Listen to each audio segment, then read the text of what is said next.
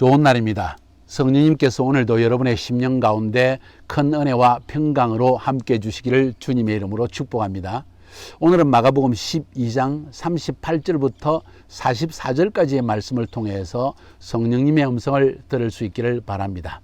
오늘 이 말씀은 두 가지의 사건을 다루고 있습니다. 한 가지는 서기관을 조심해라, 외식하는 리더들을 조심해라. 두 번째로는 저 가난한 성도 과부를 본받아라 하는 이 두 가지의 이야기를 들려주지만은 사실은 예수님께서 하나의 결론적인 가르침을 주고 계시는 것입니다.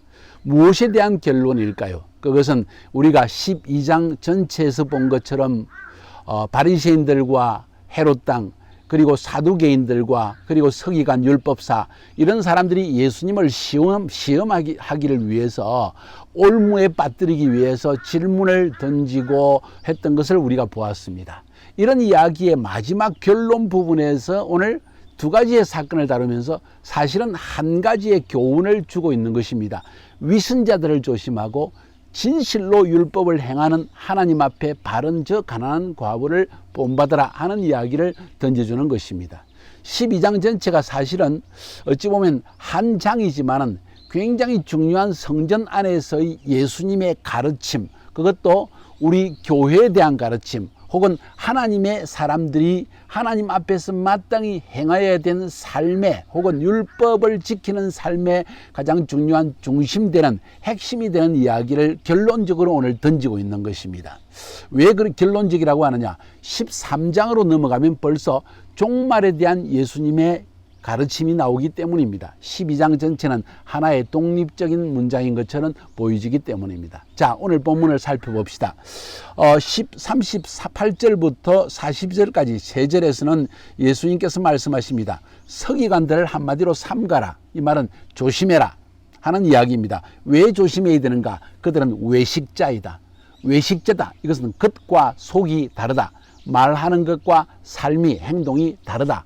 어떻게 다른가 할 때 긴 옷을 입고 다니는 것과 시장에서 문안받는 것과 회당의 상자와 잔치의 상석을 원하고, 또 저희는 외식으로 길게 기도하고 뿐만 아니라 과부의 가산을 삼키는 자들이다. 다시 말해서 그들의 자리와 그들의 지위와 권세와 사람들의 인정을 이용해서 오히려 자신의 유익을 구하는 자들이다. 그래서 오히려 그들은 리더인데도 불구하고 백성의 본이 되기보다도 가르치는 것과 말하는 것이 틀린, 것과 속이 다른 외식의 삶을 살고 있고, 그것을 넘어서서 백성을 탈취하는 자이기 때문에 그들의 받는 판결이 더욱 중하리라 하고 주님께서 굉장한 경고의 말씀을 들려주고 있습니다. 이것은 서기관 자체에 대한 경고를 넘어서서 너희들 중에 많이 선생되려고 하지 마라 하는 야고보서의 말씀과도 일맥상통하는 것입니다. 우리가 선생이 되면 우리가 좀 더 다른 사람보다 높은 지위에 있게 될 때 일어나는 현상, 첫 번째, 너무 남을 가르치려고만 한다. 두 번째, 나의 지위를 이용해서 다른 사람에게서 나의 유익을 구하고 나에게 이익이 되는 일을 추구하는, 물질적으로 뭔가 나에게 유익되는 걸 추구하는 이런 삶의 형태가 나타나기 때문에 조심해라는 것입니다. 오히려 성경은 우리에게 말씀하시기를, 또 우리가 앞에서 본 것처럼 율법의 핵심이 무엇입니까? 하고 물었을 때 힐렐의 대답, 그 당시에 위대한 랍비 중에 한 명인 힐렐의 대답, 남들이 너에게 하기를 원치 않는 것을 다른 사람에게도 하지 마라. 다시 말해서 남들이 하기 원하는 것을 너가 해주라 하는 말과 일맥상통하는 것입니다. 율법, 하나님의 율법은 이것은 우리를 얽어매는 것이 아니라 우리가 하나님 앞에서 또 인간관계 속에서 바른 공동체의 삶을 살도록, 바른 관계의 삶을 살도록 가르치는 가장 중심적인 말씀이 율법의 말씀이요, 그 말씀의 핵심을, 그 파운데이션, 그 중심되는 말씀을 따라서 모든 율법은 세워져 있다는 것을 알 필요가 있는 것입니다. 그런데 서기관들은 겉과 속이 다르기 때문에 주님이 결론적으로 말씀하시기를 저 사람들을 조심해라, 위선자들이다, 외식자들이다 하는 말씀을 하신 것입니다.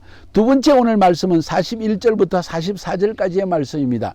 예수님께서 성전 앞에, 성전에 들어가기 전에 사람들이 감사의 예물을 놓는 연보궤가 있었다고 말합니다. 나팔처럼 생겼습니다. 또 그것을 돈을 집어넣으면 그게 소리가 납니다. 그 당시에 돈은 지폐의 돈이 아니고 은전 혹은 동전, 혹은 납으로 만든 전, 돈, 동전이었다는 것입니다. 그래서 돈 많은 사람이 은전을 던지면, 은전은 굉장히 비싼 것이었습니다. 은전을 던지면 땡그랑하고 소리가 났다는 거예요. 근데 가난한 사람들이 돈을 넣으면 그것은 너무 가볍고 마치 종이처럼 가볍고 납처럼 돼 있어 던져도 소리도 나지 않는 그런 정도의 헌금을 그 당시에 했던 것을 사료를 통해서 알 수가 있습니다. 근데 예수님께서 일부러 그 연복궤 앞에 서서 가만히 보십니다. 사람들이 헌금하는 모습을 보고 있다는 거예요. 그러면서 말씀하시기를 무리의 연복궤에 돈 넣는 것을 보실 때 여러 부자는 많이 넣는데 여기 많다는 것은 돈이 많다는 거예요. 많은 돈을 냈다는 것입니다. 근데 한 가난한 가부는 와서 두 렙돈 곧 한 고드란트, 이건 오늘날의 말로 하면 한 1,000원 정도 되는 돈이라고 할 수 있습니다. 사실 별거 아니죠. 그것을 넣는지라. 예수께서 제자들을 이 모습을 보면서 제자들을 불러서 말씀하십니다. 내가 진실로 너희에게 이르노니 이 가난한 과부는 연복궤에 넣는 모든 사람보다 많이 넣었도다. 물질의 양을 보아서는, 돈의 양을 보아서는 분명히 이 여인이 작게 넣었는데 주님은 말씀하시기를 이 부자들보다도 더 많은 돈을 넣었다. 그 이유를 설명하십니다. 저희는 다 풍족한 중에서 넣었거니와 이 과부는 그 구차한 중에서 모든 소유, 자기의 모든 소유 곧 생활비 전부를 넣었느니라. 자기의 가진 모든 것을 다 던졌다는 것입니다.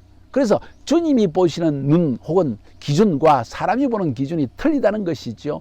이 부자들은 어쩌면 내가 헌금하노라, 내가 하나님을 사랑하기 때문에 이렇게 많은 헌금을 한다는 것을 과시하기 위해서 은전을 던졌을지 모릅니다. 아니면 정말 진실된 마음으로 은전을 던질 수 있습니다. 그러나 그들의 재산을 다 넣은 건 아니겠죠. 그들의 월급을 다 넣은 건 아니겠죠. 그들의 수입에 전부를 넣은 건 아니겠죠. 그래서 주님 보시기에 그들이 넣은 돈보다도 이 가난한 과부 두 렙돈 한 고드란트, 아주 적은 돈 한 1,000원밖에 되지 않는 이 돈이 저들이 넣은 10만 원, 100만 원, 1,000만 원보다도 더 귀한 것이다 하는 말씀을 지금 드렸다는 것입니다.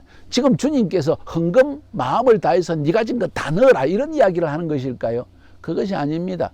마음의 감사가 담긴 헌금이 중요하다는 것을 이야기합니다. 여기서 서기관과 가난한 과부의 차이점이 뭔지를 한번 생각해 볼 필요가 있습니다. 서기관은 자신의 유익을 위해서, 자신의 이익을 위해서 오히려 가난한 사람을 탈취했습니다. 사람에게 보이기 위해서 옷을 입고 긴 옷을 입고, 긴 옷은 그 당시에 제사장들이 입었던 세마포옷과 비슷한 옷이었습니다. 회당의 높은 자리에 앉고 잔치 자리에 앉으면 아이고 랍비님 이리 오십시오, 목사님 장로님 이리 오십시오, 이것을 기대하며 사는 사람들의 종류. 그럼에도 불구하고 그들은 사람들 앞에서는 외식으로 길게 소리 높여, 심지어 식사 기도도 식사에 대한 감사만 하면 되는데 오랫동안 길게 기도함으로 사람의 관심을 끌려고 하는 태도, 이게 얼마나 외식적이냐는 거예요. 그러나 이 가난한 가부는 자기가 헌금 넣는 게 부끄러워서 남들에게 보이기도 원치 않습니다. 그러나 그 마음과 정성을 다하여 미리 준비했습니다. 내 모든 것을 다 던져서 거기에 하나님께 드렸다는 것입니다. 주님은 뭘 보고 계신 걸까요? 가난한 가부의 마음의 감사라는 것입니다. 우리가 율법에 순종한다고 할 때 이것이 진짜 율법적이고 우리를 얽어매는 법이 될 수 있지만 이 가난한 가부에게는 하나님의 말씀이 단순히 율법적으로 행해야만 하는 어떤 얽어매는 것이 아니라 하나님이 내게 베푸신 은혜, 하나님이 내게 주신 구원, 하나님이 내게 주신 용서, 이런 것을 생각해 보니까 내가 가진 것이라는 것, 내가 있는 집이라는 것이 정말 부끄럽고 보잘것없다는 사실을 깨달았다는 것 아닐까요? 그래서 이 가난한 가부는 자기의 모든 것을 다 던져도 아깝지 않는 마음을 지녔다는 것을 오늘 성경은 말하고 있는데, 이 서기관은 자기의 자기된 것이 마치 자기로 말미암아 된 것처럼 하나님은 상관없는 마치 과시적인 삶을 살고 있다는 이 모습을 보고 주님은 외식자라고 말하는 것입니다. 여기서 결론적으로 말하는 게 뭘까요? 누가 진정으로 율법을 지키는 자냐? 누가 진정으로 하나님의 것을 하나님께 드리는 자이냐? 누가 진정 하나님의 말씀대로 행하는 자이냐? 하는 질문을 던지고 있다고 저는 보여지는 것입니다. 사랑하는 여러분, 여러분의 마음은 어떻습니까? 우리가 진정 주님 앞에서 하나님 앞에서 사는 삶을 생각해 봅시다. 나의 자신을 한번 애널라이즈 분석을 해보자는 것입니다. 만약 우리가 주님 앞에 섰을 때 주님 저는 정말 주님이 내게 주신 베품과 죄의 용서와 나의 허물을 덮어주시는 것과 내게 주시는 이 모든 축복들이 너무 감사해서 자의 모든 것을 다 던져도 아깝지 아니합니다 하는 진정한 행동이 나오느냐, 말로만이 아니라 진정한 그런 행동이 나오느냐 하는 것 한번 생각해 봐야 하지 않을까요? 오늘날 결여된 것이 무엇입니까? 오늘날은 성공의 시대입니다. 출세의 시대입니다. 남보다 더 뛰어나야 합니다. 남보다 더 많이 알아야 됩니다. 그것을 자기를 과시하지 않으면, 자기를 PR하지 않으면 누가 알아주겠냐 하는 시대가 되어졌습니다. 그래서 마음이 없는 세대, 마음이 다 문드러진 세대, 양심이 화인맞은 세대가 됐다는 것이 분명히 맞는 표현인 것 같습니다. 그래서 주님은 우리에게 이 가난한 과부를 본받아라, 저 위선자 서기관을 본받아서는 안 된다 하는 말씀을 우리에게 던져주고 있습니다. 여기에 대해서 하나의 참 재미있는 마틴 로이드 존스라는 영국의 목사님이 쓴 책에 나온 예화를 한번 들려드릴게요. 마음으로 하나님께 바치는 것이 무엇인가, 내 모든 것을 드리는 감사의 마음으로 하나님 앞에 행동하는 삶이 무엇인가 하는 걸 이야기하는 것입니다. 한 농부의 소가 새끼를 2마리 낳았습니다. 농부가 너무 기뻐서 아내에게 말합니다. 여보, 하나님이 우리에게 송아지를 2마리나 주셨으니 한 마리는 우리 것으로 하고 한 마리는 하나님께 드립시다 하니까 아내가 아멘 합니다.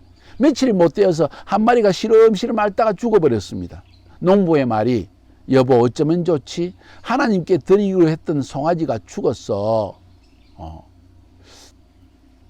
살은 송아지가 아니라 죽은 송아지가 하나님 것이라는 것입니다. 분명히 구별을 해놨지 않았을 것 같아요. 둘 중에 한 마리는 하나님께 드리기로 했고 한 마리는 자기 것으로 감사함으로 받기로 했는데 송아지가 죽고 나니까 아 이거 하나님께 드리려고 한 게 죽어버렸네 하는 말, 그 심보, 그 마음, 이것이 정말 내 모든 것을 하나님께 드리고 하나님이 내게 주신 구원에 감사하는 마음일까요? 아니면 정말 그 심령은 정말 나 자신의 것이 먼저 앞서고 하나님 것은 2번째로 밀리는 이런 삶을 살고 있는 것일까요? 여러분, 그리고 저는 어떤 삶을 살고 있습니까? 이 시간에 다시 한번 깊이 생각해 볼 필요가 있다고 생각합니다. 진정 율법을 행하는 자는 누구인가? 이것이 오늘 말씀의 주제가 아닌가 하는 생각을 하게 되어집니다. 오늘 승리하시기를 주님의 이름으로 축복합니다.